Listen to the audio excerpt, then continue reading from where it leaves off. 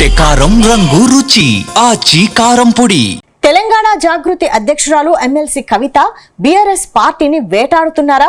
జనం బాట పర్యటనల్లో బీఆర్ఎస్ పార్టీనే ఆమె టార్గెట్ చేస్తున్నారా?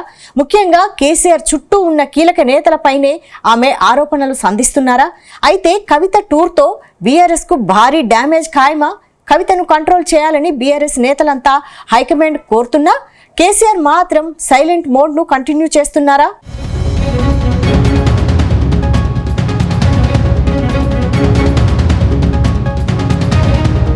ఎమ్మెల్సీ కవిత తెలంగాణ వ్యాప్తంగా సుడి గాలిలా తిరుగుతున్నారు. జనం బాట పేరుతో అన్ని జిల్లాల్లో పర్యటిస్తున్నారు. అనేక గ్రామాల్లో ప్రజా సమస్యలు వింటూ వారి బాగోగులు అడిగి తెలుసుకుంటున్నారు. అయితే కవిత పర్యటనలో ఎమ్మెల్సీ కవిత కాంగ్రెస్ నేతలను వదిలేసి బీఆర్ఎస్ నేతలనే టార్గెట్ చేస్తున్నారన్న చర్చ జరుగుతుంది. అంతేకాకుండా కవిత బీఆర్ఎస్ పార్టీని డ్యామేజ్ చేసేందుకు పర్యటనలు చేస్తున్నారనే వాదనలు వినిపిస్తుంది. కవితను ఇలాగే వదిలేస్తే బీఆర్ఎస్ నేతల అడ్రస్ గల్లంతు కావడం ఖాయమనే టాక్ వినిపిస్తుంది. ఇప్పటికైనా కవితను కట్టడి చేయాలని నేతలంతా బీఆర్ఎస్ హైకమాండ్ ను కోరుతున్నట్టు టాక్. లేకపోతే రానున్న రోజుల్లో కవితే బీఆర్ఎస్ పాలిట శాపంగా మారుతుందని బీఆర్ఎస్ నేతలు హైకమాండ్ దగ్గర వాపోతున్నట్టు ప్రచారం జరుగుతుంది. అయితే కవిత మాత్రం కేసీఆర్ ఓ తండ్రిగా పిలిస్తే వెళ్లి కలుస్తాను, కానీ రాజకీయంగా తగ్గేది లేదని చెప్పడంతో బీఆర్ఎస్ నేతలు పరేషాన్ అవుతున్నట్టు తెలుస్తుంది.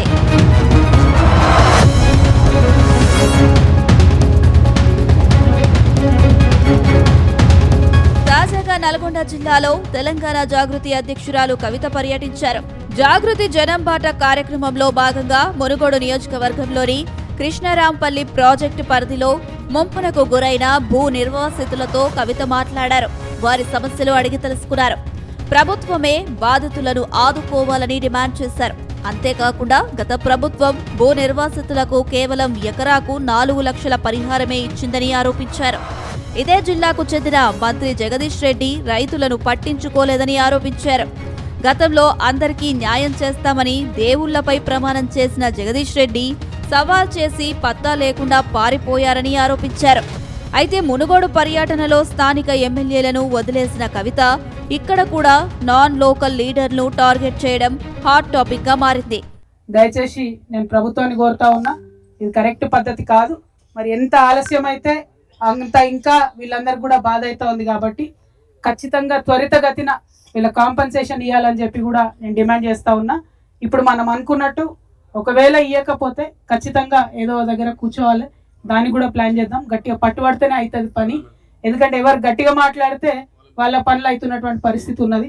కాబట్టి ఆ పని చేద్దాం. అందుకే మీ అందరి దగ్గరకు వచ్చిన. ఇటీవల వరంగల్ జిల్లా పర్యటనలోనూ కవిత బీఆర్ఎస్ లీడర్లనే టార్గెట్ చేశారు. వరంగల్ సూపర్ స్పెషాలిటీ హాస్పిటల్ భవనాన్ని 1100 కోట్ల రూపాయల నుంచి 1700 కోట్ల రూపాయలకు పెంచారని ఆరోపించారు.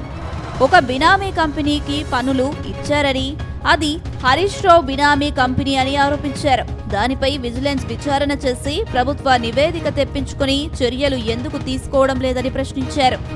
తెచ్చుకున్న తెలంగాణ కొందరి తెలంగాణ కాకుండా అందరి తెలంగాణ కావాలని, అసమానతలు లేని తెలంగాణ కావాలన్నదే తన లక్ష్యమన్నారు. 5 జిల్లాల పర్యటన తర్వాత యాక్షన్ టేకెన్ రిపోర్ట్ ను విడుదల చేస్తామన్నారు కవిత. అయితే తండ్రిగా పిలిస్తే కేసీఆర్ దగ్గరికి వెళ్తాను, కానీ రాజకీయంగా వెళ్లే ప్రసక్తే లేదన్నారు కల్వకుంట్ల కవిత. రాజకీయాలు చివరి సంవత్సరంలోనే చెయ్యాలని, మిగతా 4 ఏళ్లు అభివృద్ధి జరగాలన్నారు. ప్రస్తుతం పాలకపక్షం ప్రతిపక్షం పని చేయడం లేదని, ప్రభుత్వాన్ని అడిగే పని జాగృతి చేస్తుందన్నారు. ఎంజిఎం హాస్పిటల్ మరి తీసేసి జైలు తీసేసి అక్కడ 20 ఫ్లోర్ల హాస్పిటల్ కడతామని చెప్పారు. ఎందుకు కడతలేరు ఏం సంగతి అని దాని గురించి ఆలోచన చేస్తే మళ్ళా అన్ఫార్చునేట్లీ అవినీతి రాజ్యం వెళ్తా ఉన్నది. 1100 కోట్లతోని తెలంగాణ వచ్చినాక బీఆర్ఎస్ హయాంలో టెండర్ జరిగింది. అప్పుడు ఒక కంపెనీకి వచ్చింది, దాన్ని ఇంకో కంపెనీ బినామీగా చేస్తుంది. ఆ బినామీ చేసే కంపెనీ ఏం చేసింది, 1100 కోట్ల టెండర్ని 1700 కోట్లకి చేసింది. అది హరీష్ రావు గారికి సంబంధించినటువంటి కంపెనీ అని తెలిసింది నాకు. మరి అది వాస్తవమో కాదో మీకే తెలియాలి. 1700 కోట్లు అవడంతోనే ఇప్పుడు వచ్చినటువంటి గవర్నమెంట్ విజిలెన్స్ ఎంక్వైరీ చేసిందట. మరి ఆ విజిలెన్స్ ఎంక్వైరీ అయ్యేది ఎప్పుడో, ఆ హాస్పిటల్ అయ్యేది ఎప్పుడో ఏందో మాకైతే తెలియదు. బట్ ప్రభుత్వాన్ని మాత్రం ఒకటే డిమాండ్ చేస్తున్నా, పోయిన ప్రభుత్వంలో తప్పులు జరిగినాయి అని ఇంకా కూడా మొత్తుకునే బదులు ఆ తప్పుల్ని సరిచేయండి, తొందరగా విజిలెన్స్ రిపోర్ట్ తెప్పించుకోండి. ఎవరినన్నా శిక్షించేది ఉంటే శిక్షించండి, ఏది చేస్తారో చేయండి, కానీ ప్రజలకు మాత్రం సౌకర్యాన్ని క్రియేట్ చేయవలసిందిగా నేను కోరుతా ఉన్నాను. నేను కేసీఆర్ బిడ్డనవడం నా అదృష్టం 101%, డౌట్ లేదు. కేసీఆర్ గారు తండ్రిగా పిలిస్తే ఖచ్చితంగా వెళ్తా. రాజకీయంగా చర్చించడానికి ఏమీ లేదు, చర్చించేటటువంటి నావ దాటిపోయింది కదా, నా టైం దాటిపోయింది. తండ్రిగా పిలిస్తే ఖచ్చితంగా వెళ్తాను. తండ్రిగా తల్లిగా వారిద్దరిని చూసుకోవడం, వారికి ఆరోగ్యపరంగా కానీ ఇతరత్ర ఏమైనా ఇష్యూస్ ఉన్నా కూడా ఖచ్చితంగా పోతాను. నేను బిడ్డని దానిలేముంది. పాలిటిక్స్ వేరు, పర్సనల్ వేరు. పొలిటికల్గా మాత్రం బీఆర్ఎస్ పార్టీతో నాకు ఎటువంటి సంబంధం లేదు. అంతకుముందు నిజామాబాద్ జిల్లా భీమ్గల్ లింబాంద్రి గుట్ట లక్ష్మీ నరసింహస్వామిని కవిత దర్శించుకున్నారు. అనంతరం ఆలయంలో కవిత పూజలు నిర్వహించారు. జిల్లాలో అకాల వర్షాలతో నష్టపోయిన రైతులను ప్రభుత్వం ఆదుకోవాలని డిమాండ్ చేశారు. ఇక్కడ కూడా గులాబీ పార్టీపై కవిత విరుచుకుపడ్డారు.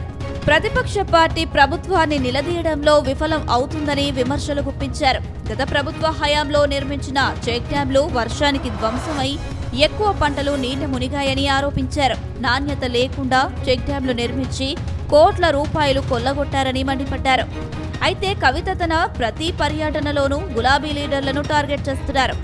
అయితే అధికార పార్టీపై సాఫ్ట్ కార్నర్ చూపిస్తున్న కవిత బీఆర్ఎస్ పార్టీపై మాత్రం విరుచుకుపడడం హాట్ టాపిక్ అవుతుంది. ఇప్పుడు ఇన్ని రోజులైందన్న, 200 రోజులు అవుతుంది. 200 రోజులలో నేను చెప్పేది నేను చెప్పిన, అటువైపు నుండి జవాబు వచ్చిందా? మీరు వాళ్ళని అడగాలి. ప్రశ్నించాల్సింది ఎవరు? మీరు. బీఆర్ఎస్ పార్టీ నన్ను ఎందుకు సస్పెండ్ చేసి ఇంతవరకు బీఆర్ఎస్ పార్టీ చెప్పలే. నేను ఇన్ని ఆరోపణలు చేస్తుంటే ఒకసారి కూడా జవాబు చెప్పలే. రైట్, వాళ్ళని అడగాలి, నన్ను కాదు అడగాల్సింది. సో నాకు తెలియదు ఎందుకు చేసిరు, నన్ను అడగని కూడా అడగలే. ఇక నేనేం చెప్పాలన్నా నీకు?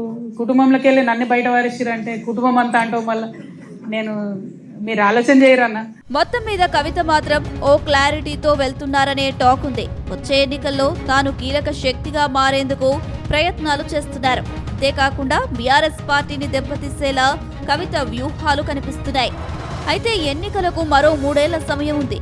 అప్పటి వరకు కవితను ఇలాగే వదిలేస్తే మాత్రం బీఆర్ఎస్ మునగడం ఖాయమని గులాబీ పార్టీ లీడర్లే గుసగుసలాడుకుంటున్నారు. ఇక బీఆర్ఎస్ నేతల విజ్ఞప్తిని ఆలకించి గులాబీ బాస్ ఎప్పుడు నిర్ణయం తీసుకుంటారో అని నేతలంతా ఎదురు చూస్తున్నట్టు తెలుస్తుంది.